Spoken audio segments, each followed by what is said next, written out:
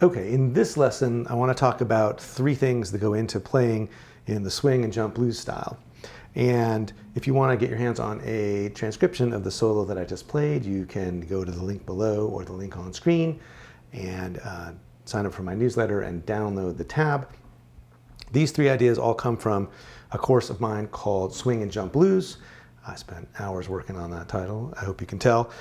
You can get that course on my website, fretboardconfidential.com, and if you go there, you can actually check out one of the lessons from the course for free and just watch that and see if it's even something you're into. But let's get into the lesson. The three things that I'm talking about here are the swing scale, eighth note flow, and playing a different scale for each chord of the 12-bar blues. So let's go through those one by one.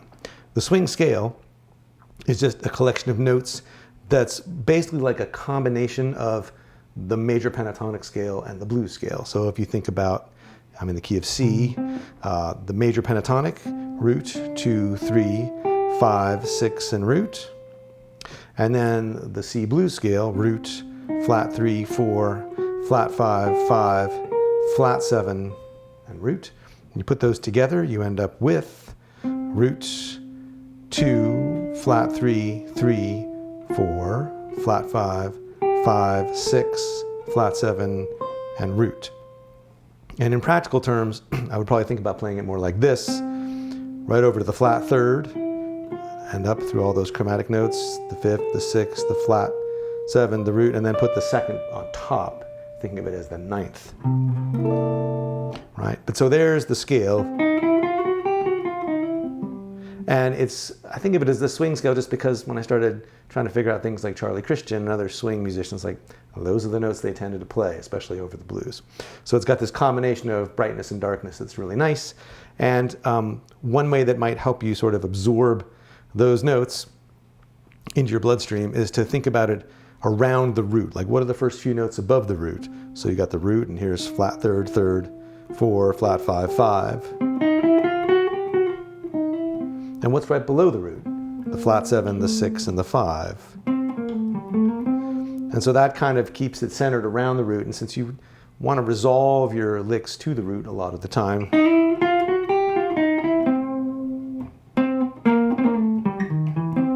it helps to have that kind of orientation. So that's the scale. Now, one of the things about swing that's a little different from certain kinds of blues, or the way that swing and jazz musicians play on the blues that's different from the way maybe blues guitar players play on the blues, is that you get these long flowing eighth note lines.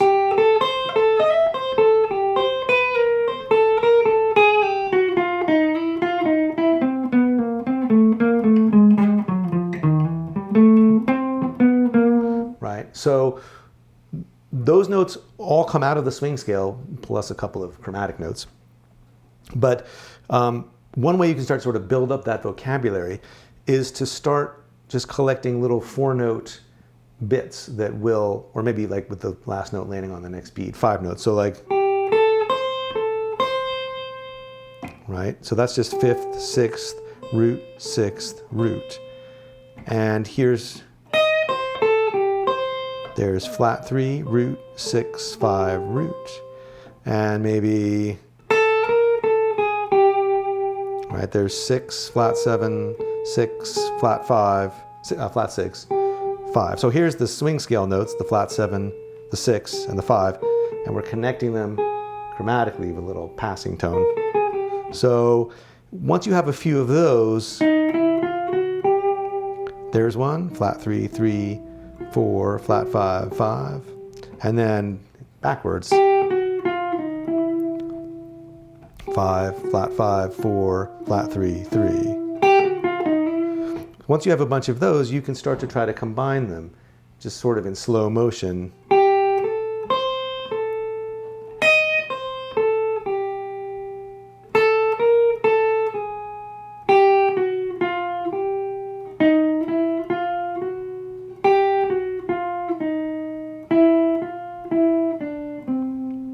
Right, so that whole line, I can't remember how to put it together exactly, but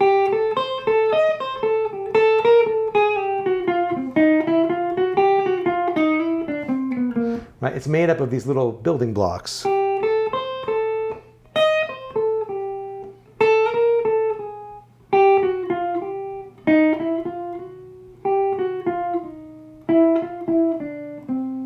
right? So if you can start by just creating a little collection of those moments, then instead of trying to memorize these big long lines and squeeze them into your solo when you get to that point in your playing where you want to have one, if you instead practice having the fluidity of just moving from little building block to little building block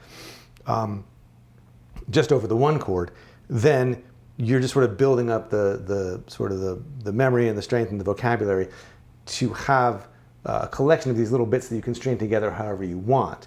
And that's where it starts to feel more like improvising, even though you're using these specific building blocks to do it.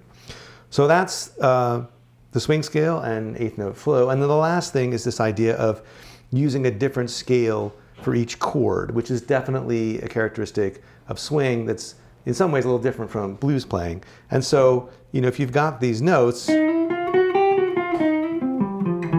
you've got this scale that you can play on the one chord, then you can then transpose the whole scale to the 4 chord and think, well, here's my root F, I'm on the 4 chord. Here's flat 3, 3, 4, flat 5, 5. And here's going down, flat 7, 6, and 5.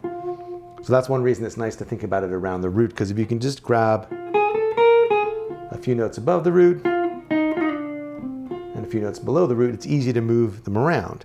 So, you could even take it up to G.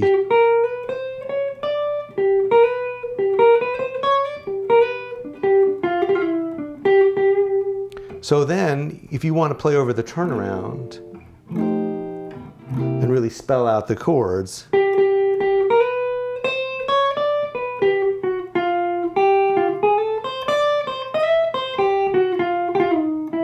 and so I'm just taking the swing scale over G, flat 3, 3, 4, flat 5, and then flat 7, 5, 3, 2, root, flat 7, 5th and 3rd, and then down to the root. I mean, you could do it in any order, right? But that's the idea.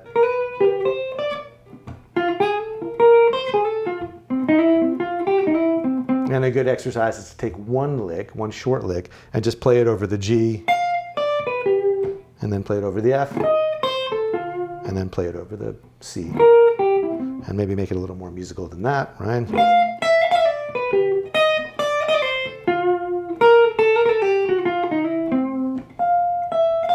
Right, that's the flat 7, 6, 5, 3, root, flat 7, 6, 5, 3, root. Okay, so 3 ideas. The swing scale, eighth note flow, and just playing a different scale for each chord that you're on. So again, if you want to download the solo, the tab, go to the link below or the link on screen. If you want to check out the whole course, Swing and Jump Blues, go to fretboardconfidential.com. And if you've got questions or comments, leave them down below. I would love to hear from you. And I'll see you next time.